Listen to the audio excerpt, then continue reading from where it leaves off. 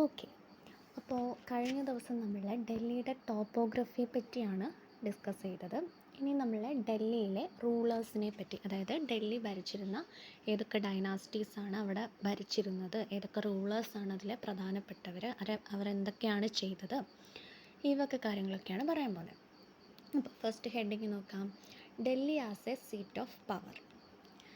It was under the Tomar kings, who were Rajputs, that Delhi first became a seat of power in CE 8th century. Back then, Delhi was known as Dillika. Following Tomars, the Chauhan dynasty ruled Delhi. Prithviraj Chauhan was the last king of Chauhan dynasty. അപ്പം നമ്മൾ പറഞ്ഞു medieval period എന്ന് പറയുന്നത് 8th century and 18th സെഞ്ച്വറിക്ക് ഇടയിലാണ്. അപ്പം ഈ 8ാം സെഞ്ച്വറിയിൽ ഡൽഹി ഭരിച്ചിരുന്നത് ആരാണ്? രാജ്പുത്സ് ആണ്. അപ്പോൾ രാജ്പുത്സ് ആരാണെന്ന് ഇവിടെ ഒരു ബോക്സിൽ കൊടുത്തിട്ടുണ്ട്. The Rajputs were the Kshatriyas of central and north west India. The Tomars and the Chauhans were prominent among dum.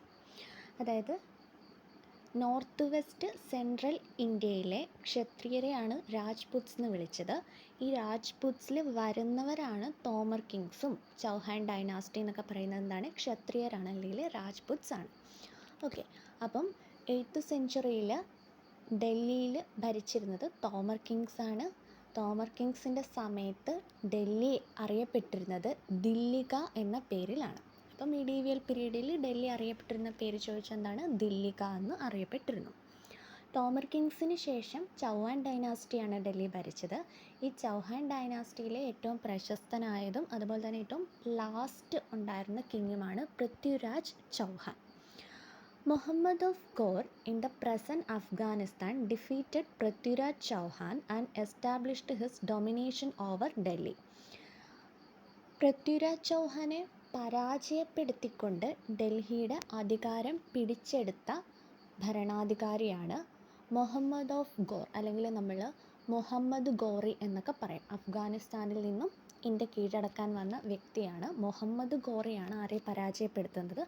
Prithviraj ചൗഹാനെ പരാജയപ്പെടുത്തി ഇന്ത്യയിൽ അധികാരം സ്ഥാപിക്കുകയാണ്, ഡൽഹിയിൽ അധികാരം സ്ഥാപിക്കുകയാണ് ചെയ്യുന്നത്. അങ്ങനെ പൃഥ്വിരാജ് ചൗഹാന് ശേഷം ആരുടെ അധീനതയിലായി ഡൽഹി? മുഹമ്മദ് ഗോറിയുടെ അധീനതയിലായി. Then Qutbuddin Aibak, his commander in chief. After the death of Muhammad of Ghor, Qutbuddin established his rule in CE 1206 with Delhi as the seat of power. അപ്പോൾ ഈ മുഹമ്മദ് ഗോറിയുടെ കമാൻഡർ ഇൻ ചീഫായിരുന്നു കുത്തബ്ദീൻ ഐബക്ക് എന്ന് പറഞ്ഞ വ്യക്തി. അപ്പം മുഹമ്മദ് ഗോറി ഇങ്ങനെ ഡൽഹി ഭരിച്ചുകൊണ്ടിരിക്കുകയാണ്. എന്നാൽ മുഹമ്മദ് ഗോറിയുടെ കാലശേഷം, അയാളുടെ മരണശേഷം ആര് ഭരണം ഏറ്റെടുക്കുകയാണ്? കുത്തബ്ദീൻ ഐബക്ക്. അങ്ങനെ കുത്തബ്ദീൻ ഐബക്ക് ഡൽഹിയുടെ ഭരണം ഏറ്റെടുത്തത് 1206 this dynasty is known as Mamluk dynasty or slave dynasty. അങ്ങനെ കുത്തബ്ദീൻ ഐബക്ക് ഒരു രാജവംശം തന്നെ അവിടെ സ്ഥാപിക്കുകയാണ്. അങ്ങനെ കുത്തബ്ദീൻ ഐബക്ക് ഡൽഹിയിൽ സ്ഥാപിച്ച രാജവംശമാണ് ഇത്? സ്ലേവ് ഡൈനാസ്റ്റി, അതല്ലെങ്കിൽ മാംലൂക്ക് dynasty. 4 major dynasties ruled Delhi after the decline of Mamluk dynasty, and their rule lasted until CE 1526. അപ്പോൾ മുഹമ്മദ് ഗോറിക്ക് ശേഷം കുത്തബ്ദീൻ ഐബക്ക് അധികാരത്തിലെത്തി. കുത്തബ്ദീൻ ഐബക്ക് എസ്റ്റാബ്ലിഷ് ചെയ്ത ഡൈനാസ്റ്റിയാണ് മാംലൂക്ക് ഡൈനാസ്റ്റി 1206. ഇനി ഈ മാംലൂക്ക് ഡൈനാസ്റ്റി കുറേ കാലം ഭരിച്ചു. മാംലൂക്ക് ഡൈനാസ്റ്റി കുറേ കാലം കഴിഞ്ഞപ്പോൾ ഡിക്ലൈൻ ചെയ്തു. അതിന് ശേഷം ഒരു 4 ഡൈനാസ്റ്റിയും കൂടെ വരുന്നുണ്ട്, ഡൽഹി ഭരിക്കുന്നുണ്ട്. അപ്പോൾ ആ 4 ഡൈനാസ്റ്റീസ് ഏതൊക്കെയാണ്? അവരുടെ ആ റൂളേഴ്സിൻ്റെ പേരൊക്കെ താഴെ ഒരു ഫ്ലോ ചാർട്ടിൽ കൊടുത്തിട്ടുണ്ട്. അപ്പം എന്തൊക്കെയാണ് പറയുന്നതെന്ന് നോക്കാം. ഓക്കെ. അപ്പം ഈ the rulers of Delhi between CE 1206 and 1526 are known as sultans, and the period of their reign is known as the Sultanate period. Okay. അപ്പം 1206 കുത്തബ്ദീൻ ഐബക്കിൻ്റെ സ്ലേവ് ഡൈനാസ്റ്റി തൊട്ട് 1526 ലാസ്റ്റ് വരുന്ന ഏതാണ്? ലോധി ഡൈനാസ്റ്റി. അപ്പോൾ ആ ഒരു കാലഘട്ടത്തെ അറിയപ്പെട്ടിരുന്ന പേരാണ് സുൽത്താനേറ്റ് പീരീഡ് അഥവാ സുൽത്താനേറ്റ് കാലഘട്ടം. ആ സുൽത്താനേറ്റ് പീരീഡിൽ ഭരിച്ചിരുന്ന റൂളേഴ്സിനെ വിളിച്ചിരുന്ന പേര് സുൽത്താൻസ് എന്നായിരുന്നു. അപ്പോൾ അങ്ങനെ ഒരു സുൽത്താനാണ് ആര്? Qutbuddin Aibak.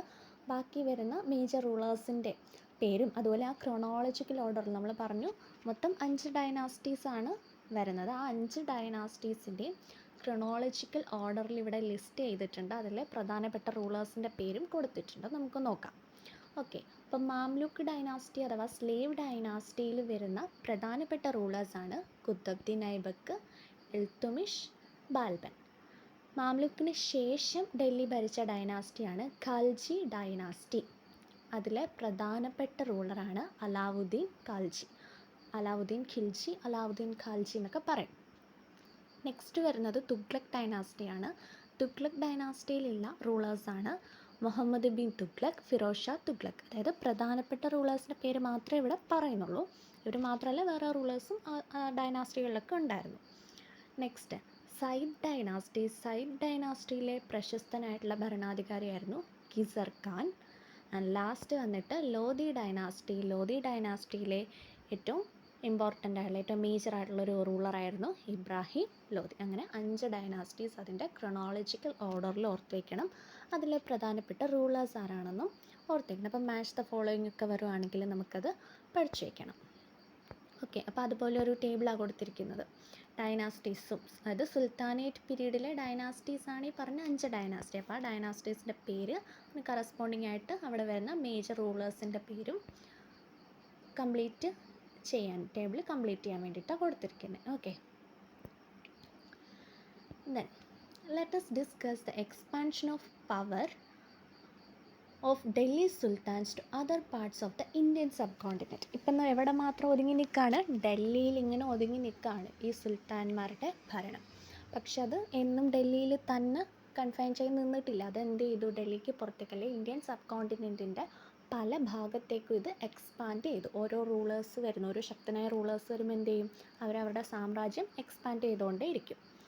Iltutmish was the ruler who assumed the power after Qutbuddin. He conquered Multan, Lahore, Bengal, etc. He introduced a uniform monetary system in the regions under his control.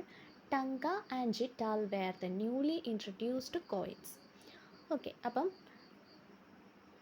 Iltutmish വളരെ പ്രശസ്തനായ ഭരണാധികാരിയാണ്. ഖുത്ബുദ്ദീൻ ഐബക്കിന് ശേഷം മാംലൂക്ക് ഡൈനാസ്റ്റിയിൽ വന്ന ഭരണാധികാരിയാണ് ഇൽത്തുമിഷ്. അപ്പം ഇൽത്തുമിഷ് എന്താണ്? ഇൽത്തുമിഷ് കുറേ അധികം പ്രദേശം കീഴടക്കി. ഇൽത്തുമിഷ് കീഴടക്കിയ പ്രധാന പ്രദേശങ്ങളാണ് നമ്മുടെ ഈ മാപ്പിൽ കാണിച്ചിരിക്കുന്നത്. മുൾട്ടാൻ, ലാഹോർ, ബംഗാൾ. അപ്പോൾ അത് ആ മാപ്പിൽ നിന്ന് തന്നെ മനസ്സിലാവും ഇൽത്തുമിഷിൻ്റെ കാലം വന്നപ്പോഴത്തേക്കും എന്താണ് റീജിയൻസ് അണ്ടർ കൺട്രോൾ കൂടിയിട്ടുണ്ട്. അത് കുറച്ച് കൂടുതൽ പ്രദേശം അയാളുടെ ഭരണത്തിന് കീഴിൽ വന്നിട്ടുണ്ട്.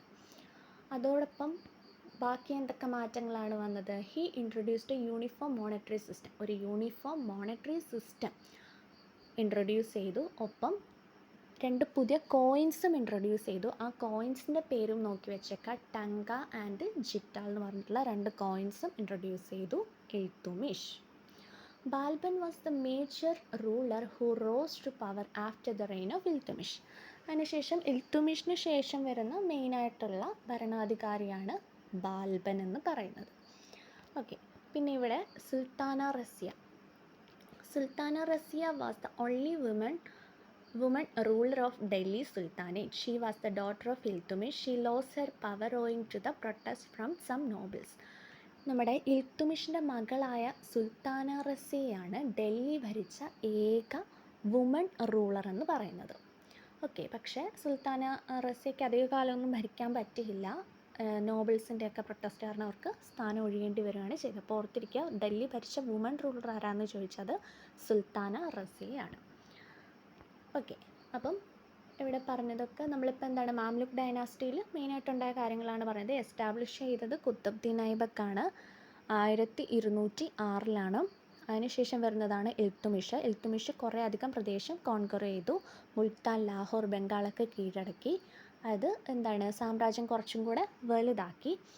അതുപോലെ ഒരു യൂണിഫോം മോണിറ്ററി സിസ്റ്റം ഇൻട്രൊഡ്യൂസ് ചെയ്തു. 2 കോയിൻസ് ഇൻട്രൊഡ്യൂസ് ചെയ്തു, ടങ്ക് ആൻഡ് ജിറ്റാൽ. പിന്നെ വരുന്ന പ്രധാനപ്പെട്ട റൂളറാണ് ബാൽബൻ. പിന്നെ ഉള്ളത് വുമൺ റൂളറായിട്ടുള്ള സുൽത്താന റസിയ. ഇത്രയാണ് മാംലൂക്ക് ഡൈനാസ്റ്റിയെ പറ്റി പറയുന്നത്. Next, the Khalji dynasty succeeded the Mamluk dynasty. Alauddin Khalji was the most prominent among Khalji rulers. It was during his reign that the south and west regions of India came under the Delhi Sultanate.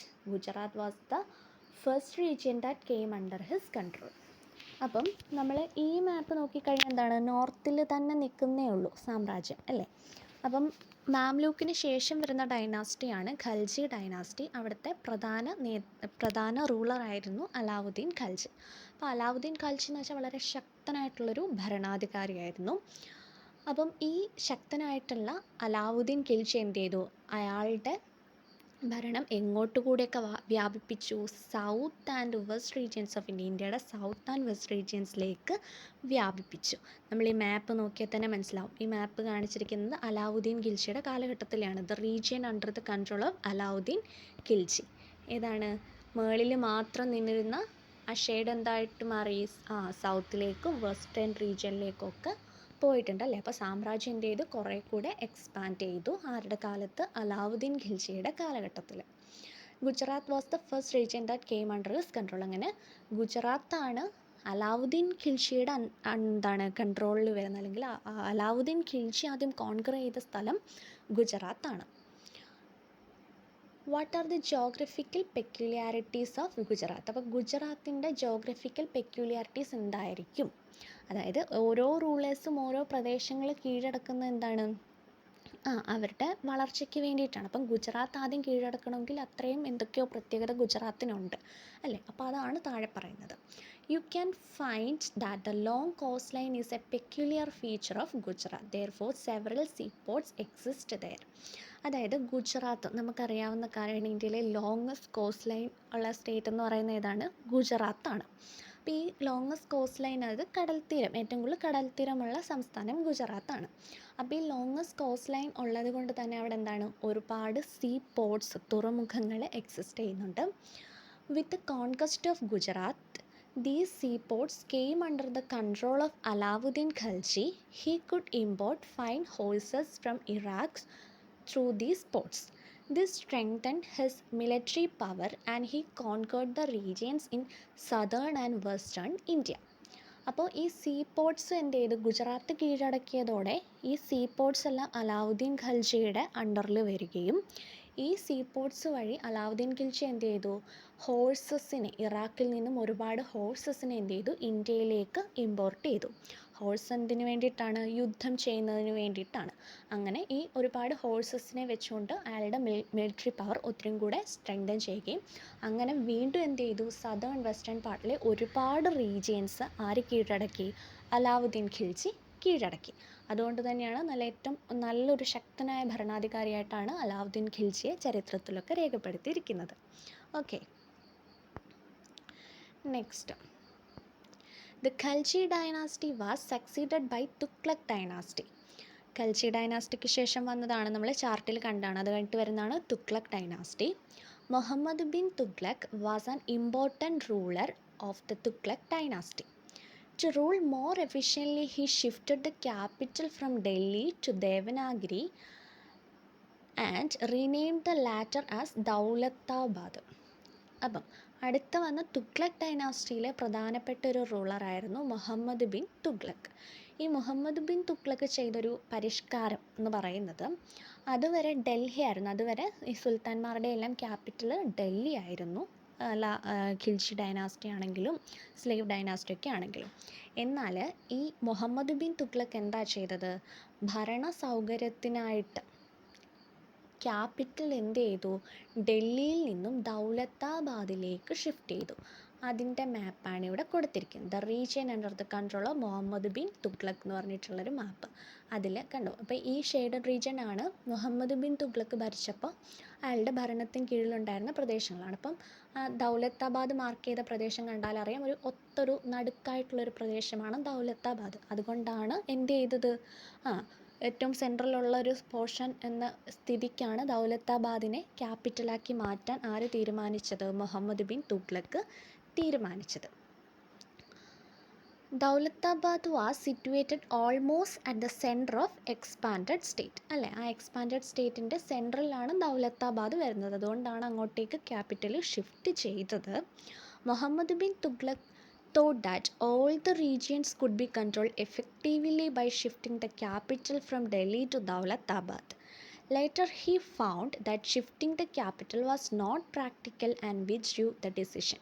അപ്പം സെൻട്രലാണ്, അപ്പോൾ സെൻട്രലിൽ നിന്നുകൊണ്ട് എല്ലാ റീജിയനെയും നല്ല എഫിഷ്യൻ്റായിട്ട് control ചെയ്യാമെന്നാണ് Muhammad bin Tughlaq വിചാരിച്ചതെങ്കിലും ഈ capital shift ചെയ്യുന്ന അത്ര എളുപ്പമുള്ള കാര്യമല്ല, അതത്ര പ്രാക്ടിക്കൽ അല്ല എന്ന് മനസ്സിലാക്കിയതോടെ ആ ഒരു തീരുമാനം ഉപേക്ഷിക്കുകയാണ്. വീണ്ടും എങ്ങോട്ട് തന്നെ മാറ്റി, ക്യാപിറ്റൽ ഡൽഹിയിലേക്ക് തന്നെ വീണ്ടും മാറ്റുകയാണ് ചെയ്തത്. Okay, then the rulers of Said and Lodi dynasties who succeeded the Tughlaq dynasty were weak. The Sultanate rule began to decline with the end of Tughlaq dynasty. തുഗ്ലക്കിന് ശേഷം വന്നതാണ് സൈഡ് ഡൈനാസ്റ്റി, അതിനുശേഷം Lodhi dynasty ഒക്കെ ഉണ്ടെങ്കിലും അവിടെ ഒന്നും അത്ര ശക്തരായിട്ടുള്ള ഭരണാധികാരികൾ ഇല്ലായിരുന്നു. ഓക്കെ, അതുകൊണ്ട് തന്നെ പറയുന്നത് തുഗ്ലക്ക് ഡൈനാസ്റ്റിയുടെ ഒരു എൻഡോട് കൂടിയൊക്കെ തന്നെ ഈ സുൽത്താനേറ്റ് പീരീഡിൻ്റെ പ്രതാപം മങ്ങിത്തുടങ്ങി, അല്ലെ അത് ഡിക്ലൈൻ ചെയ്ത് തുടങ്ങി. പിന്നീട് വന്ന രാജവംശങ്ങളും അല്ലെ അവിടുത്തെ ഭരണാധികാരികളും ഒന്നും അത്ര ശക്തരല്ലായിരുന്നു. അപ്പോൾ ഇത്രയാണ് സുൽത്താനേറ്റ് പീരീഡിനെ പറ്റി പറയുന്നത്. 1206 തൊട്ട് 1526 വരെയാണ് സുൽത്താനേറ്റ് പീരീഡ്.